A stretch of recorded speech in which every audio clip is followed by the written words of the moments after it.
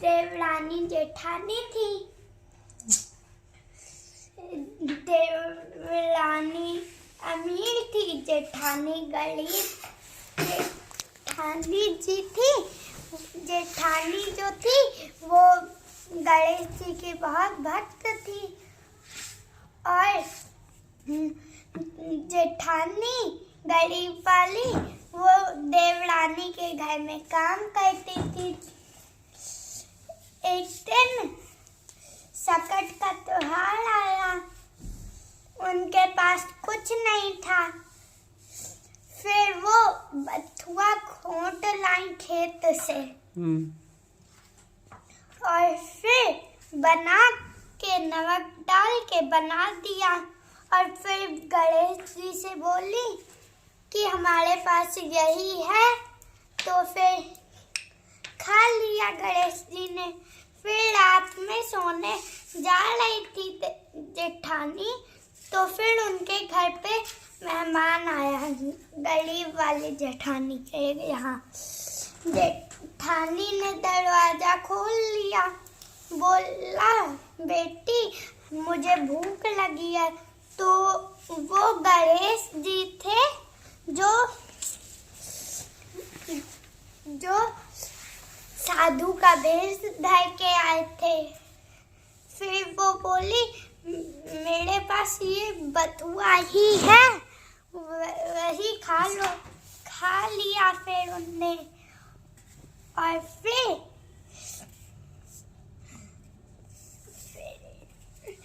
खा लिया और फिर उन्हें रात में लैट्रिन लगी।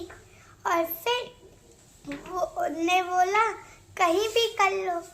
कर लिया गणेश जी ने, वो बाबा का वेश धर के आए थे, फिर कर लिया।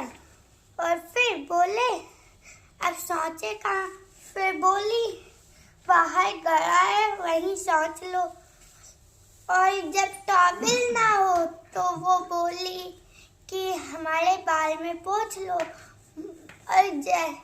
और फिर थोड़ी रात में वो बाबा गणेश जी चले गए, बाबा का जो वेश धर के आए थे।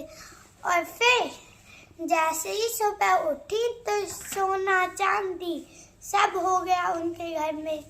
इसलिए जेठानी देवरानी के घर काम करने नहीं आई।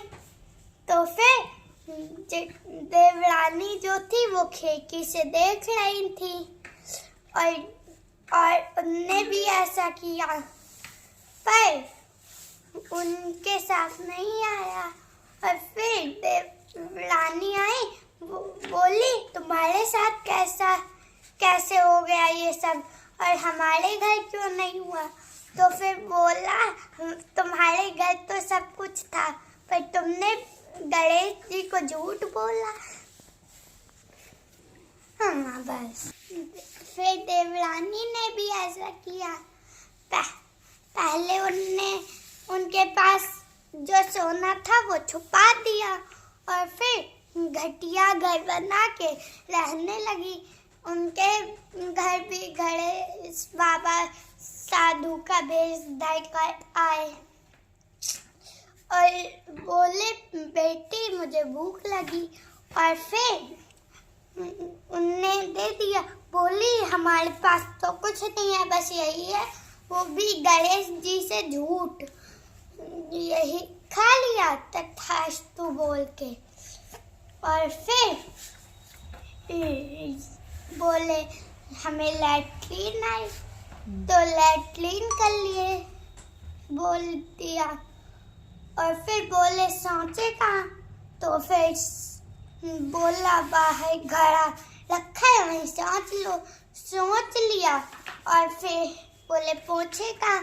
फिर वो गुस्से में बोली वो भी गणेश जी से हमारे बाल में पोंछ लिया।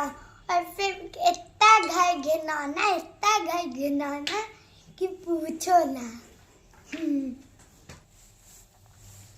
और फिर जेठानी को पूरी बात सुनाई कि तुमने कैसा मजा चखाया हमें। झूठ बोली होगी